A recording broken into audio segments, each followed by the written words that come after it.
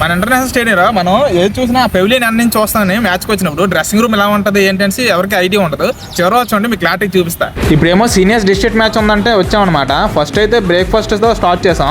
First గ్రౌండ్కి రాగానే morning 7:30కి reach అయ్యాం. బ్రేక్ఫాస్ట్ స్టార్ట్ చేసాం. ఇంకా మనకి డ్రెస్సింగ్ రూమ్ చూసుకున్నట్టయితే రెనోవేషన్ తర్వాత అయితే చాలా అప్డేట్ అయ్యింది మొత్తం. అంటే ప్రతి ఒక్క ప్లేయర్కి ప్రతి ఒక్క సెల్ఫ్ లాగా ఇచ్చారనమాట. ప్రతి సెల్ఫ్ ఎవ్రీ ప్లేయర్కి ఎవ్రీ సెల్ఫ్ అనమాట. ఇంకా టీమ్ మీటింగ్ కానీ చైర్స్ కానీ ఇంకా మెయింటెనెన్స్ మొత్తం అంతా చాలా చాలా బాగుందన్నమాట.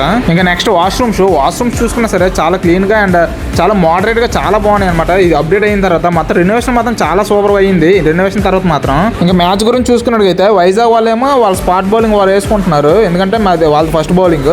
ఇంకా మా టీం చూసుకున్నట్టుకైతే విజయనగరం మీ టీమ్ మీట్ అవుతుంది చూడండి. ఇంకా మాదైతే ఫస్ట్ ఇన్నింగ్స్ కంప్లీట్ అయ్యింది. 240 టార్గెట్ ఇచ్చాం అనమాట. 246. ఇంకా తర్వాత లంచ్కి వచ్చాం. లంచ్ అయితే చాలా మంచి ఫుడ్ ఐటమ్స్ తెచ్చారు. తర్వాత మేమైతే తర్వాత లాస్ట్ క్లిప్ అయితే తీయలేదు. ఎందుకంటే మేమైతే మ్యాచ్ లాస్ట్ అయిపోయాం. సో అందువల్ల ఆ క్లిప్స్ అయితే తీసుకోలేదు. బై ద వే మనం యూజ్ చేసేది ఇది స్లోవిక్ కంపెనీ బాల్ అనమాట.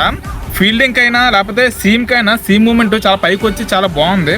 మనం యూజెస్ కావాలనుకుంటే ఇది అంటే నేను దగ్గర ఒక 3 months నుంచి యూజ్ చేయడం స్టార్ట్ చేశాను. చాలా బాగుంది. కంఫర్ట్గా ఫీల్డింగ్ అయినా చేతులు కట్ అవ్వకుండా దానికి చాలా బాగుంది బాల్ అయితే మాత్రం. మీకు ఈ వీడియో ఎలా అనిపించిందో కామెంట్ చేయండి. ఇలాంటి మరింత క్రికెట్ ఇన్ఫర్మేషన్ కోసం మన అకౌంట్ ఫాలో చేస్తూ ఉండండి.